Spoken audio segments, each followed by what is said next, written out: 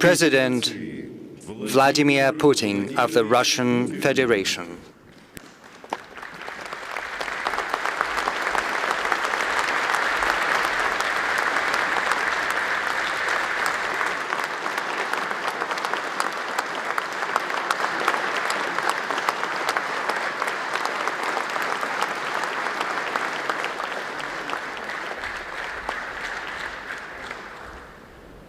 Good afternoon, distinguished ladies, gentlemen, friends. I welcome all of you at the 8th International Forum, the Russian Energy Week.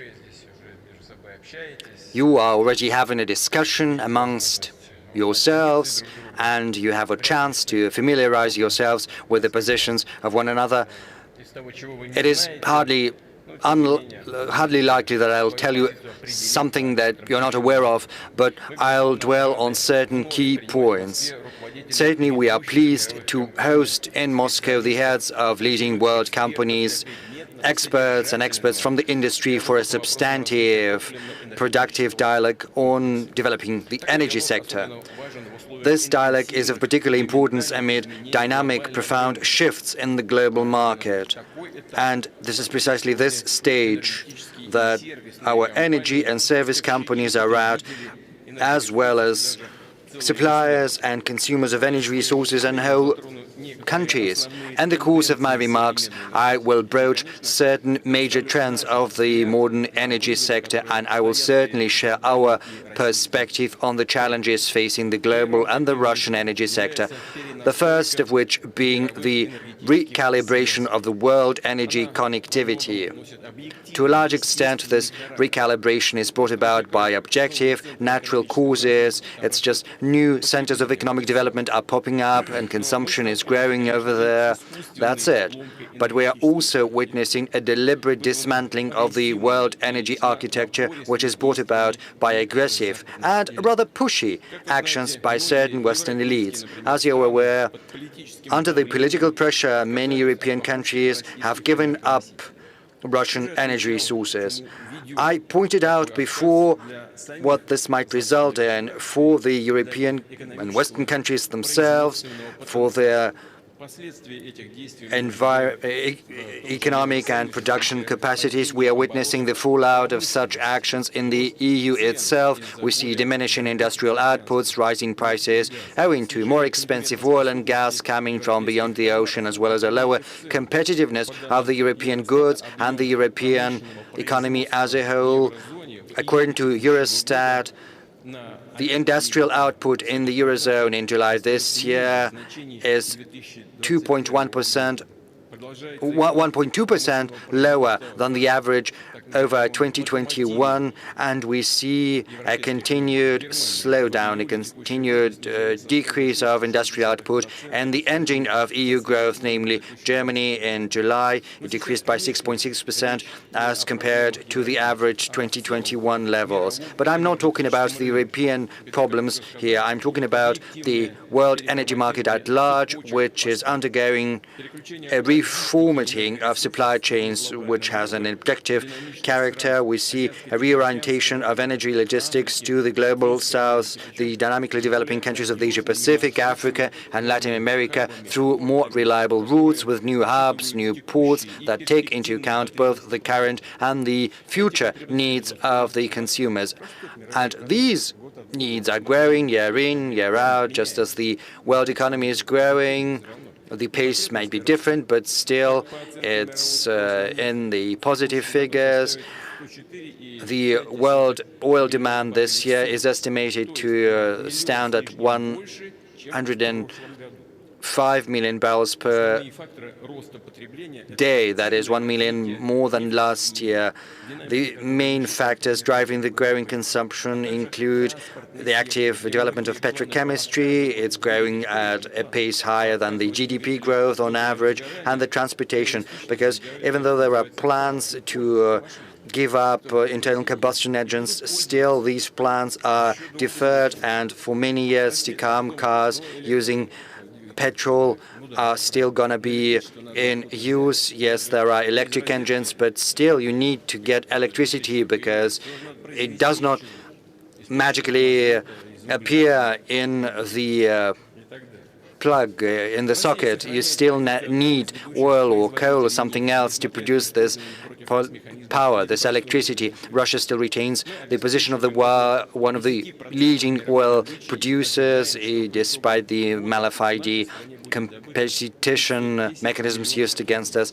We account for about 10% of the world oil production. This year we will have produced 510 million tons, which is 1% lower than last year, but I would like to draw attention to the fact that we are doing that in conformity with the OPEC Plus agreements. That is a voluntary cut. The Russian oil sector is working sustainably. It's preparing plans for the future. Our companies not only reliably supply our internal market through developing the processing of oil, but in the light of difficult external environment, they're also showing flexibility. They've managed to foster new channels for supplies and payments.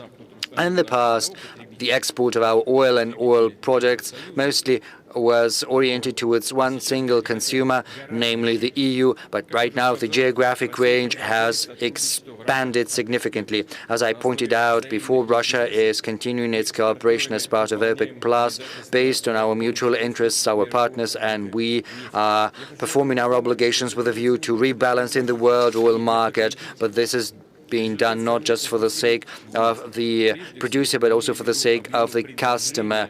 And the results are already evident. We see the volume of supply in the market as well as the current prices. These parameters fit both the needs of the consumers and the producers. It helps launch investment projects and also creates an environment to ensure predictability in the global economy, and predictability in the oil market is probably one of the most important achievements we can boast of. As far as the world gas market is concerned, in that particular regard, the supply chains are shifting as well, and the reasons are objective.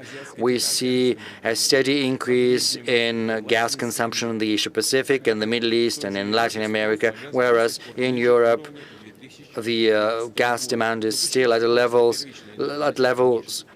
lower than 2019 because their industrial output is decreasing, so they don't need as much as they used to. It's as simple as that. So it might seem that the fact that certain European countries have given up Russian gas, the blow-up of Nord Streams, would have severed us from conventional markets and dealt a blow to an important part of our energy sector. And indeed, we have to admit, at first our gas exports decreased somewhat, only to bounce back and start growing. It has not fully recovered, but the direction is evident. The move by the EU has only accelerated the shift in our priorities in favor of more promising, reliable clients.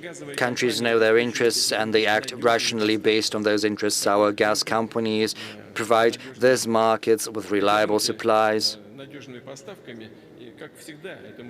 just as we have already and always done that in all of other directions and contracts. Together with our partners, we're working to expand the export potential of the Russian gas sector, and I'm not just referring to pipeline gas, but also to LNG supplies. At the same time, we are increasing our internal consumption of gas, which is of the utmost importance, in particular, and gas-based chemistry. There are facilities being built in the Volga region in Siberia, in the Russian Far East. We are also providing better supplies of gas to our settlements and cities. Over the last 5 years, we have built more than 100,000 kilometers of gas distribution networks, thereby propelling our level of gasification to almost 75%, and this level will only grow. To be more precise, the gasification level stands at 74.7% since 2019. It has grown by 6.1 percentage point. We're also continuing with the social gasification program. Over the last 4 years, almost 1 million households have got access to pipeline gas, and we expect the number to grow by another 2 million in future. 1,393,000 plots have been connected to the gas distribution networks. 988,000, almost 989 connections has been performed. And I would also like to point out that Russia has unique sources of gas. We retain a high level of production, but we have to work on this resource base and we have to replenish it, including through tight gas. At the beginning of this year, I've instructed the government to draft a special program for the hub of our gas sector, Yamalo-Nenetsky Autonomous District. I would like to ask the colleagues to do that within the time frame defined and to launch this program as soon as possible. A couple of words about the coal sector. Despite negative forecasts by certain experts, coal still holds a significant share in the world energy mix. But there are clear regional distinctions we can observe. Whilst Western markets are decreasing their coal demand, Asian countries are, on the contrary, increasing the consumption of coal. But of course, it all boils down to economic efficiency of coal-based generation. But given the global economic center of gravity shift towards the Asia-Pacific, we can expect the coal market to remain important, significant for decades to come. Just as any market, it can be cyclical, and right now coal producers are facing lower prices. But amid these conditions, we are supporting our companies and their staff. We are also helping them with the restructuring of their loans. I would like to ask the government to keep following this situation and help the businesses recalibrate support measures, but the coal industry itself should raise its competitiveness as well as efficiency. Distinguished colleagues, the second major global trend is the growing role of power generation. In the next 25 years, electricity generation is expected to double, and 85% of additional demand is going to come outside the so-called developed economies and the countries of the global south, to be more precise. Russian power grid is one of the largest in the world. Our generation facilities has a total installed capacity at almost 270 gigawatts. And this tremendous complex is working reliably and without malfunctions. At the same time, we see certain local deficit of electricity, primarily in the regions where major industrial, transportation and logistic projects are underway. We need to cover this gap through development of power grids, updating generation equipment and commissioning new power stations.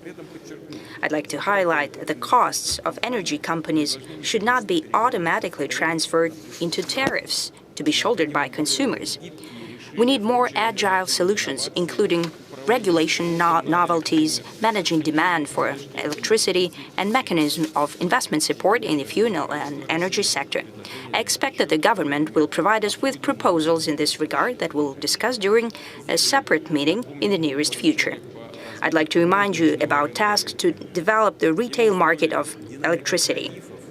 Its conditions and tariff rate should be aligned both with the generation companies and consumers, households, organizations and enterprises. I'd like to ask the government to prepare as soon as possible the draft concept of development of competitive retail markets of electricity and capacity. I'd like to repeat it yet again. When there is affordable energy, it will necessarily result in modern production facilities and new economy sectors that will attract flow of capital, technology and talent. In September, during our meeting in Vladivostok, we discussed the drafting of fuel and energy mix for the Far Eastern Federal District of the Russian Federation. This systemic document considers the best sources of energy for each region, be that coal, gas, fuel, oil, or hydropower. It sets long-term volume for supply of energy in the Far East. I'd like to ask the government to define the hierarchy of the fuel and energy mix documents in the system of strategic documents of the country, and together with colleagues from the regions to prepare such energy mix drafts for all federal districts of Russia, and to use them as foundation to shape a modern system of digital management of energy supply for the regions. This system should consider use of different types of fuel and energy resources, the most efficient for each region of our country. Moving on, I have already mentioned it that the Russian energy mix is one of the greenest in the world, and I'm sure that our Russian colleagues spoke about that. That means that the overwhelming percentage of power in Russia, that is 87%, is produced with minimal or zero carbon footprint. By that, I mean natural gas and nuclear generation, renewables and hydropower. Our companies are implementing the green projects and long-term generation, not only in Russia but abroad as well. For example, Russian scientists, engineers and managers have implemented more than 400 projects in hydropower in 55 countries of the world. Rushydro, that is our leading company in the sphere, is building hydropower plants and water infrastructure by respecting environmental safety regulations and putting in place efficient and sustainable water usage. Impressive experience has been accumulated by our another high-tech leader, that is Rosatom. It owns about 90% of the global NPP market. About 90%. 110 energy units of Russian design have been built around the world. Russia is the only country in the world that has the competences across the whole nuclear chain. And by building abroad, we are not just erecting facilities, but together with our partners, we are creating the future of the energy sector and related sectors of the country. We are shaping a solid national talent pool, scientific and technological foundation for development of whole countries. That is our method when we are building NPPs in Egypt, Bangladesh and Turkey, and we intend to deepen our cooperation in nuclear power with Global South countries and within BRICS. We're very active in this regard. Experts believe that nuclear energy would become one of the pillars of the future global energy mix. By 2050, the capacity of global NBPs will almost double. Within 15 years, Russia is to commission more than 29 gigawatts of capacity, of nuclear capacity, including small NPPs. And small NPPs is our unique project. Nothing parallels us in the world. Nuclear generation will be installed in the Far East and Siberia. I'd like to highlight that nuclear power has an abiding role in providing consumers that will drastically change and increase in the future. By that I mean electric transportation that we've discussed already, industrial robots, automatic service systems. Electricity appetites of digital economy is on the rise, including artificial intelligence instruments, blockchain, data storage and processing facilities. The energy consumption by data centers in the world is estimated to be comparable with all of the heavy industry. It is apparent that the dimensions that I have just mentioned are powerful development factors. They largely define the global competitive advantage of the countries, efficiency of national economies, and the quality of life of people. And that means that our plans for development of Russian fuel and energy sector should keep these trends in mind. And we try to do that.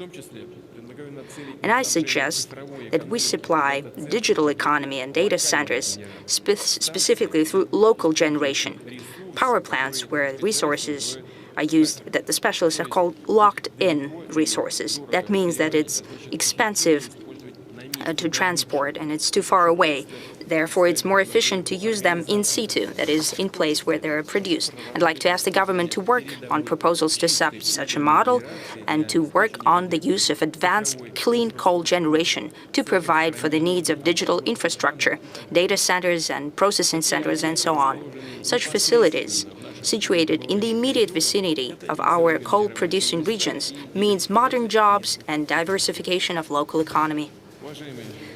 Friends, moving on to the third feature of the modern energy sector, or rather the challenge that is facing the actors on this global market. By that I mean technological sovereignty of oil, gas and other energy supplying countries. And I'm sure that you've spoken about that as well during your conference. We've seen how the Western elites overnight refused to service the equipment in Russia for the fuel sector. They officially declared that will not deliver on their commitments. They have proven yet again that they are unreliable partners and that their actions are directly tied with the political situation. And sometimes this political situation is being used for unsavory competition. We'll see that the commercial companies were forced to do that under the pressure from their ruling elites. Still, it's a cold, hard fact that the Western technologies and equipment for the fuels and energy sector could become unavailable at any moment for geopolitical reasons. Unavailable not only for Russia, but for any other energy supplier that the West considers, someone in the West considers inconvenient competition or simply an uncooperative country. And everyone should keep that in mind. That is the reality of today. But I'm sure you all understand that fully well. That means that we need to actively shift the status of country energy suppliers, shifting from purchasing the equipment toward technological leadership. By shaping a fully fledged energy sovereignty at the national level, starting from production and processing of resources, moving on to the transportation of already produced goods. You know that Russian energy sector has already deployed the process of achieving technological leadership. In essence, that's a powerful engine of the whole Russian industry and science. Our authorities, energy companies, enterprises and research institutions are working together, discussing these issues and agreeing on specific steps. Actually, it is here, on the margins of the Energy Week, the Coordination Council on Import Substitution in Oil and Gas sector has taken place. You know, what's happening here? I have been talking to our companies. First, initially, I have to admit, we were doing reverse engineering. But quite soon, we started to move on from there. You know, sometimes they're meeting with some of their partners in Europe, for example. What's happening there? They have to cut down on their personnel, and our market was one of the main markets where they used to send their high-tech products. They had to abandon our market, meaning that their production becomes cost ineffective. They have to cut down on their personnel. They're losing their technologies. In turn, our specialists are developing technologies, and they're becoming technological leaders, because we can produce homegrown technologies at a cost-effective level. And we're starting to get partners from around the world that are purchasing this equipment from Russian companies now. They used to buy it in Europe. That was yesterday. But today, they're buying from Russia. So what did they do? So simply, like in that anecdote, someone buys a ticket just to spite the train driver and does not get on that train later. That is the reality of today. Domestic services are already covering the main demand for boron in Russia. We have increase in manufacturing of production equipment and chemicals. We're introducing our homegrown technological solutions in servicing deposits and infrastructure. Many of the things that I've mentioned before was previously done by foreign companies. Now it is being done by our specialists.